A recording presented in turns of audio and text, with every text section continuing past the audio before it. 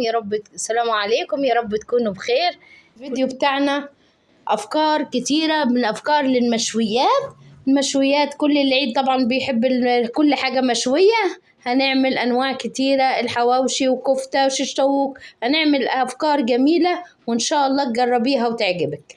هجيب كيلو لحمة مفرومة. هنعمل كفتة الحاتي بطريقة حلوة جدا وسهلة وبسيطة. هنجيب كيلو اللحمة المفرومة فرمة، معاها 100 جرام من اللية. لو انت عايزة تعملي دهنة معاها اعملي. 100 جرام حلو جدا. وهنحطها وهنقلبها مع بعض. طبعا يفرمها الجزار، تفرميها انت في البيت براحتك، تفرميها معاه عشان تديها طعم حلو وتدوقي كفتة الحاتي زي ما احنا بناكلها بره. هحط عليها ملح وفلفل، احط ملح وفلفل، واحط بهارات برضو الكفتة، وكبابة برضو صيني، واحط بابريكا بهاراتها حلوة ومختلفة وجميلة. هحط بابريكا واحط كمان معلقة بيكنج باودر. بيكنج باودر بيخليها هشة وحلوة، ما تبقاش مكتومة. يعني اي نوع كفتة حطيها معاها بتبقى حلوة. رغم ان انا عملت برضو في نفس الفيديو عملت برضو كور كفتة ما حطيتش فيها البيكنج باودر وطلعت حلوة، بس يعني بتدي هشاشة حلوة. فرمت كمية من البصل، كمية حلوة، على اساس ان احنا هنعمل كذا اكلة بيها. فلما تعوزي تعملي اكل اعملي بالمرة، افرمي البصل بالمرة وافرمي الخضار بالمرة. فانا فرمت كمية من الخضار من البصل، وقطعت كمية من الخضار الطماطم والبصل والفلفل، وجهزت كل حاجتي الاول. وبعد كده ابتدينا نشتغل مع بعض. وكده ابتدينا ان احنا نشتغل، ندخل كل التوابل اللي احنا حطيناها دي، ملكها ندعك فيها كده بايدينا لغاية ما تبقى تعمل خيوط، بحيث ان هي تبقى متشابكة كده واللحمة مع بعضيها، ملك مع بعضيها عشان ما تتفتفتش وتقع من على السيخ او العود الشيش. ادعكها حلو كده خالص ودخل التوابل. وهجيب العواد طبعا مجهزاها. عايزة تحطيها في الأسياخ، لو كانت شوايتك ليها الأسياخ اللي على الفحم الكبيرة براحتك. أنا هعملها في الأعواد لأن الشواية كهرباء. جبت مية بصل وحطيت فيها فلفل أسود وبرضو بهارات اللي هي الكفتة، وكمان راح أحط عليها مبشور طماطم، بشرة طماطم وعصراها. الطريقة دي هجيب كذا عود شيش كده مع بعض، وهمسكهم وندعك فيها كده في بين ايدينا اللحمة، واحطها على السيخ وامسكها كويس، وكون مبلبل ايديا طبعا بالعصير البصل والطماطم مع بعض. امسكهم كده على الاعواد نملكهم كلهم. وبرضو الخضار برضو هحط جزء من الخضار عليهم، هيدي طعم حلو وهيدي شكل جميل وكمان فايدة للكل اللي هياكلها، كان كبير او صغير. حط كده شرايح من الفلفل، برضو شرايح من البصل. عندك مثلا الطماطم الشيري ممكن تحطيها، عندك البصل قوارمة ممكن تحطيه، يعني ده ينفع وده ينفع. بس انا عندي الكبير النهاردة، فانا قطعتها البصل على اربع اجزاء، وحطيت منها طبعا كل جزء زي كده.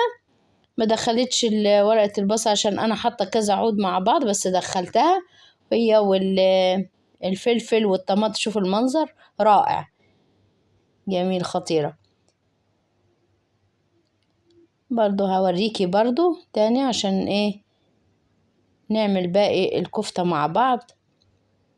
لازم بس تمسكيها كويس وتلفيها بين ايديكي عشان بحيث ان احنا ما تقعش. ولو هي هتقع زي كده امسكي مية البصل. مسكت مية البصل وقعدت املك فيها لغاية ما لفيتها حوالين العود، وبنمسكها باطراف صوابعنا كده بنديها شكل زي بتاعت الحاتي بالظبط، اما بيديها الشكل بين الصابعين الكبار كده بالطريقة دي. وهحط برضو الخضار عليها، اعمل كذا برضو عود مع بعض معاكم بالطريقة دي. اوريك طريقة حلوة وسهلة واستحالة تنزل من الناحية التانية بيكون استوى الشيش طاووق. كمان هعمل تتبيلة جميلة، هنشوي كمان فراخ معاها.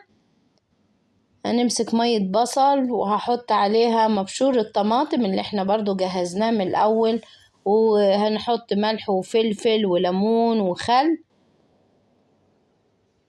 الطريقة دي حطيت معلقة كبيرة وحوالي 3 بصلات كده المية بتاعتهم، وبرضو طماطميتين كبار. تاخد الكمية دي كلها على قد طبعا كمية الفراخ اللي انتي هتجهزيها. وحطيت ملح وفلفل، واحط جنزبيل،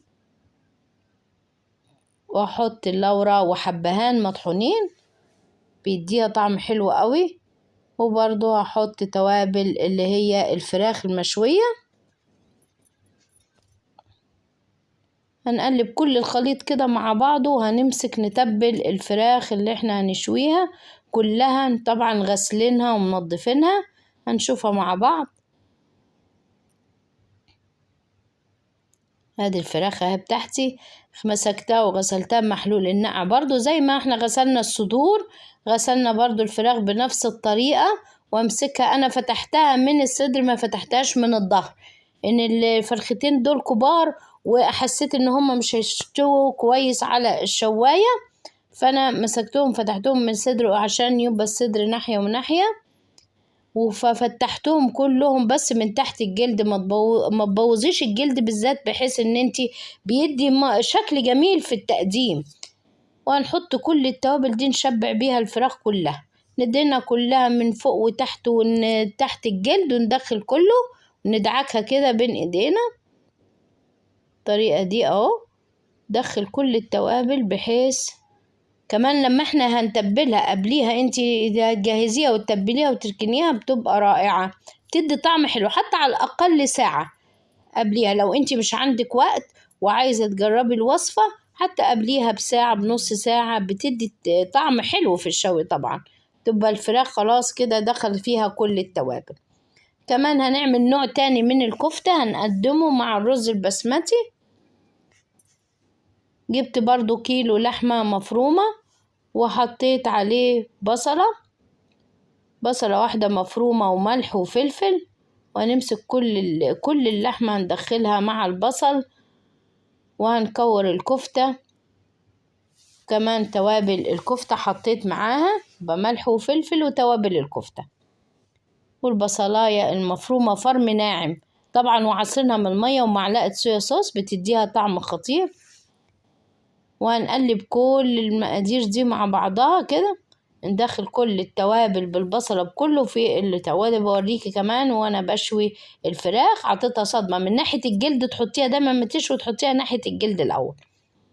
كده كانت الشواية بتفلت، فانا مسكتها بالعصاية باللي هي المعلقة الخشب، وامسك كده. دخلنا كل التوابل، وريتك يعني شفنا الفراخ على الشواية، ورجعنا للكفتة بتاعتنا كده شكلها جميل ازاي، وتوابلها خفيفة وبسيطة بس جميلة جدا. ازاي بعمل بين الاطراف الاصابع ازاي؟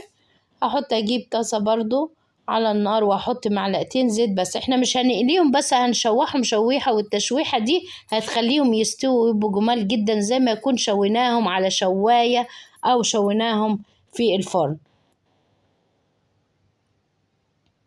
طريقة حلوة وسهلة، لو انت عايزة تدخليها الفرن دخليها، بس الطريقة دي سهلة على الطاسة من فوق، او عندك الجريل تحطي فيه برضو هيبقى حلو خالص. وما احطهمش اسحمهم مرة واحدة عشان ما يبوظوش بعض. احط كده شوية، وبعد كده ارجع اسوي اللي هي الباقيين، كمية الباقي كده ناخد وما نقعدش نقلب فيها.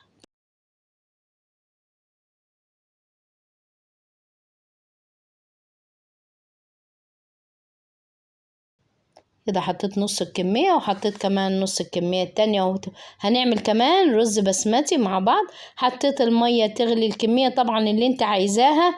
طبعا الرز البسمتي بياخد كل كوباية رز بتاخد كوباية ونص مية، او في انواع برضو بتبقى كوبايتين مية، تبع النوع اللي انت بتستعمليه. احط برضو مرقة، واحط ملح وفلفل وورق لورا وحبهان كل ده. وهكون غاسلة الرز ونقعاه حوالي ربع ساعة.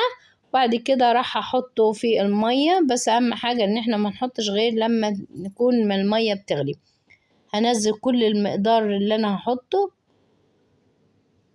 كل المقدار كده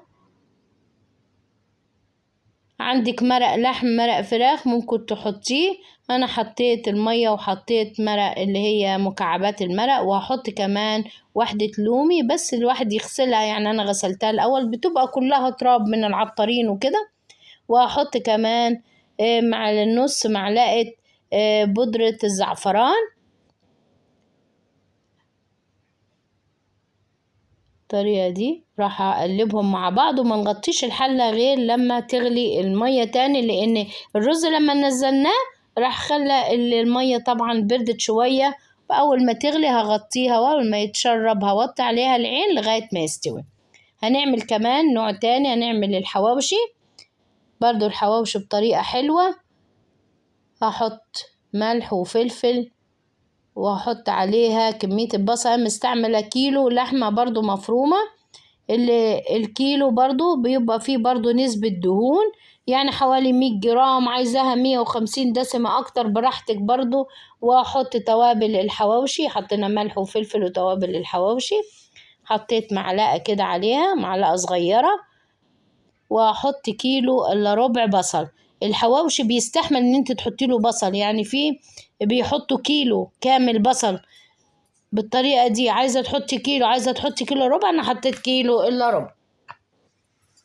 وحطيت برضو فلفل، وحطيت الطماطم.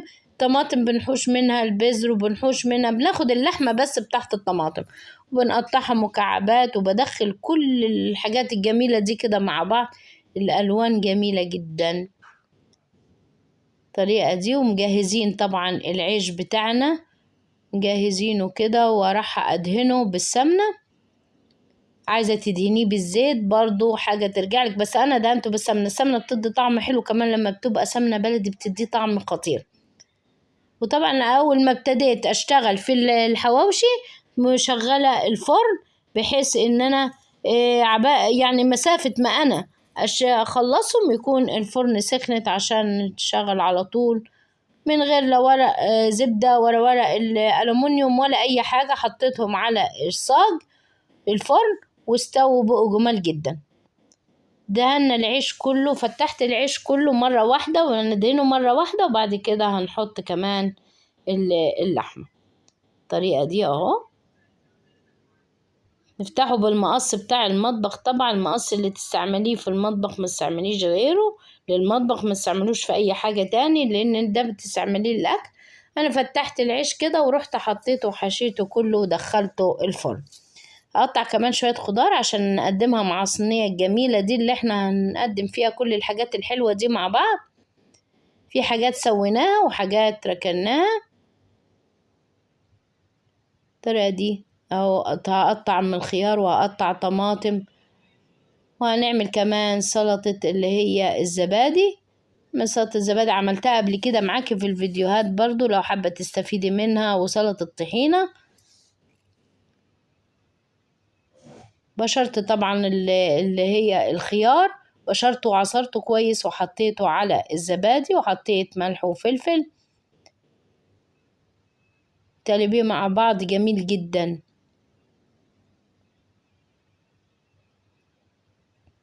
تقطع برضو شرايح من الطماطم، بحيث ان احنا نبقى استفدنا من الخضار اللي احنا حطيناه في الشوي، وكمان من اللي احنا هنقدمه مع صينية الرز الجميلة دي. الرز استوى ما كملش 10 دقايق واستوى. دي شو شكله، لونه جميل خطير، والريحة خطيرة جدا. هجيب الكفتة كلها اللي احنا سويناها، وكده هحط الكفتة كده مع اقدمها برضو على الرز في صينية التقديم كلها. عايزة تحطيها في اطباق طبعا ضيوفك يعني، لكن انا حبيت اعمل الصينية وليمة كده مع بعض. هنحط الكفتة كلها على الرز، بحيث ان كل اللي ياخد يعني كمية من الرز هياخد معاها الكفتة، وياخد جزء من الفراخ بالطريقة اللي احنا شايفينها، وجزء كمان من الخضار اللي احنا قطعناه وهنحطه معاه. الطريقة دي اهو. كل الحاجات اللي احنا سويناها، كمان في حاجات سويناها وحاجات كمان ركناها، هنشوفها برضو لما نسويها مع بعض. وبرضو ادي الحواوشي سويته وطلعته استوى وجميل جدا. مسافة ما استوى الرز والكفتة والفراخ كانت استوى الحواوشي. كمان تنظيم الوقت بيبقى جميل جدا. يعني كل ده ممكن تجهزيه وتطلعيه على السوا بس. وهلف برضو الصينية بتاعتي بالخضار، شكلها جميل بينطق، روعة، خطيرة، طريقة خطيرة خطيرة. احطها كده، هحط كل الخضار مع بعض، جزء من الفلفل، جزء من الطماطم، جزء من الخيار، يعني اي خضار انت عايزة تحطيه جنب الرز وكده في الصينية بيبقى حلو جدا.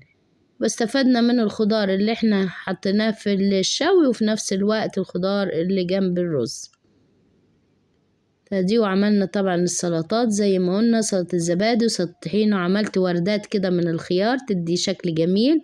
الوردات حلوين يتاكلوا أول حاجة. الطريقة دي اهو. هكمل الصينية بتاعتي في أفكار جميلة، وإن شاء الله رب تعجبك الفكرة النهاردة وتجربي، حتى لو وصفة واحدة تجربيها منها. وحطيت عليها برضو سلطة طحينة، إن شاء الله تجربي الوصفات وتعجبك. وإن عجبك الفيديو اعملي لي لايك وشير واشتراك في القناة. كل سنة وانتم طيبين.